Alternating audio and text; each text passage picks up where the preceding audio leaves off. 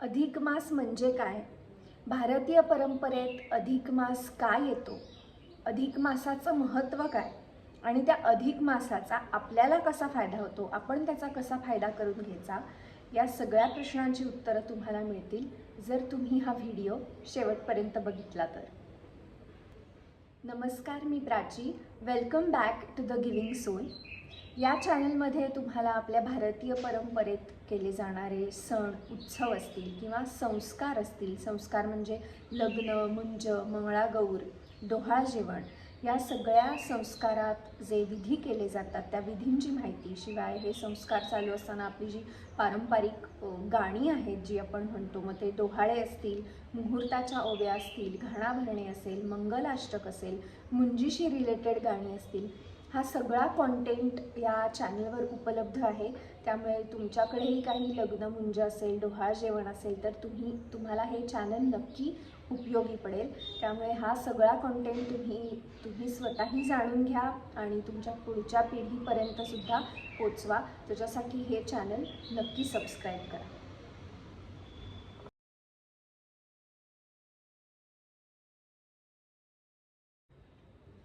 या जगात आपली भारतीय संस्कृती ही सर्वोत्तम, सर्वोत्कृष्ट, सर्वश्रेष्ठ मानली जाते.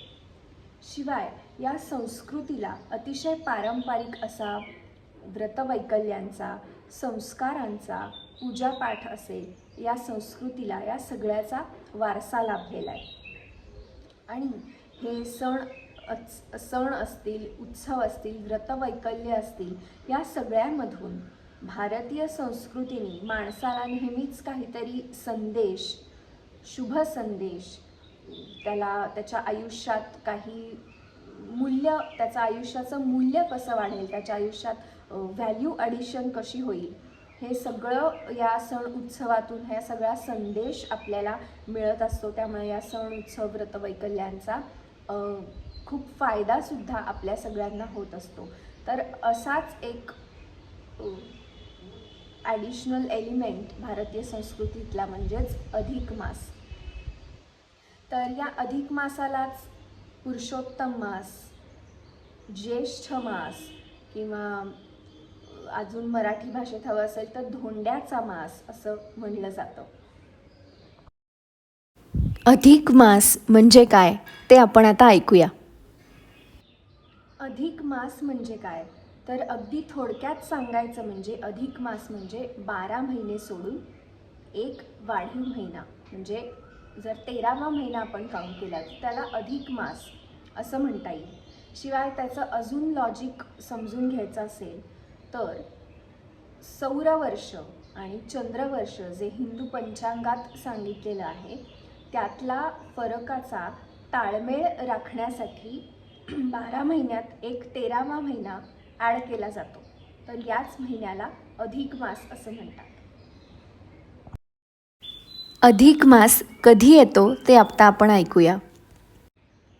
हा अधिक मास दर 2.5 किंवा 3 वर्षांनी येतो आणि ह्या अधिक मासाचा जास्तीत जास्त उपयोग करून घेतला तर असं म्हणतात की या काळात आपल्याला खूप पुण्य कमवता येतं, पुण्य संचय करता येतो. आपण सगळ्यांनीच पाप आणि पुण्य हे शब्द बरेचदा ऐकले असतील, पण त्याचा एक्झॅक्ट अर्थ काय किंवा पुण्य कसं मिळवायचं, पुण्य संचय कसा करायचा ते आपल्याला नक्की माहिती नसतं. तर अधिक मास हा जो काळ आहे त्याच्यात हे पुण्य कमवण्याची खूप चांगली संधी असते. हा अधिक मास येण्यामागे नक्की काय कारण आहे ते आपण बघूया.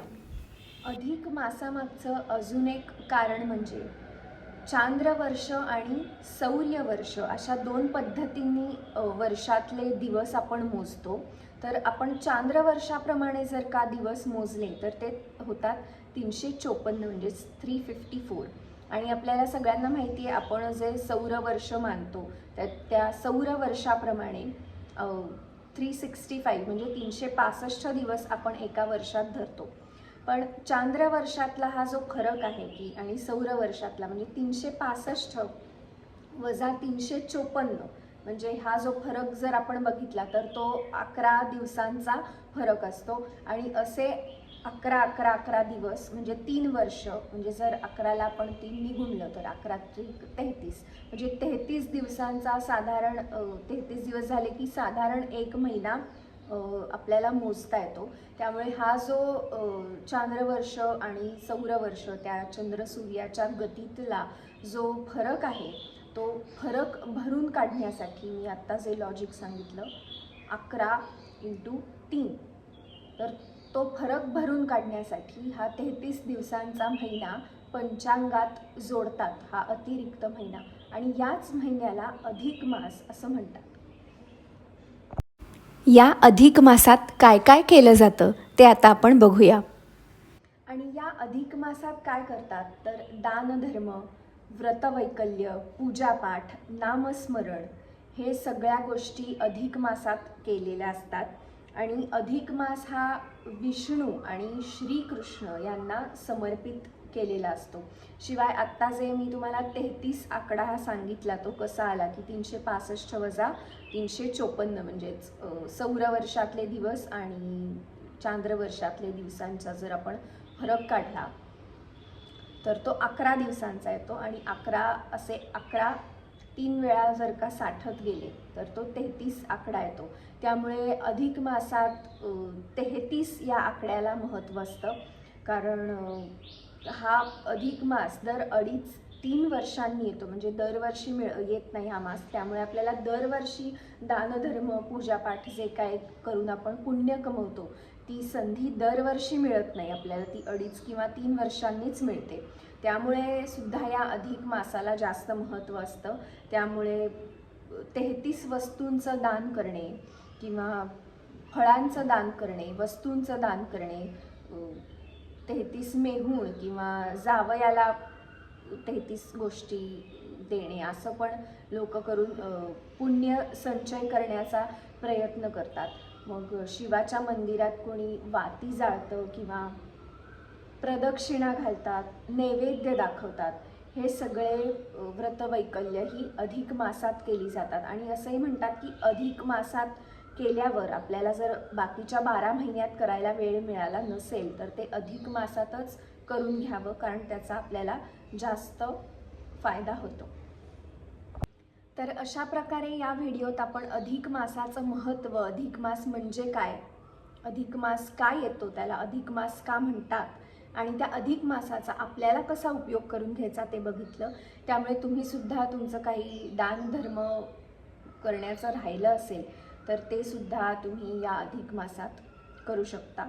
त्याच्यामुळे तुम्हाला पुण्य संचय करायला मदत होईल. किंवा अगदी दानधर्म नाही, कोणतंही चांगलं काम असेल, मग ते कोणाला मदत करणे असेल, कोणाबद्दल चांगले विचार नुसते करणं असेल, चांगल्या विचारांनी सुद्धा चांगलं काम आपल्याला करता येतं. असं काही नाही आहे की आपण दानच केलं पाहिजे. एखाद्या व्यक्तीबद्दल जरी आपण चांगले विचार केले, त्याला शुभ संदेश दिला, एखाद्यासाठी प्रार्थना केली तर ते सुद्धा पुण्यातच गणलं जातं. त्यामुळे तुम्ही सुद्धा या अधिक मासाचा जास्तीत जास्त उपयोग करून घ्या.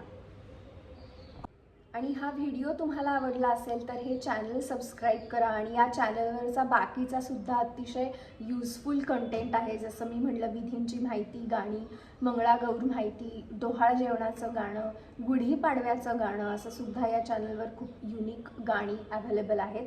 ती सुद्धा तुम्ही ऐका आणि तुमच्या नेक्स्ट जनरेशनपर्यंत पोहोचवा. लोकांना रेफर करा, ज्यांची लग्न मुंज असतील त्यांना ही माहिती नक्की पाठवा. आणि हा व्हिडिओ पूर्ण बघितल्याबद्दल धन्यवाद.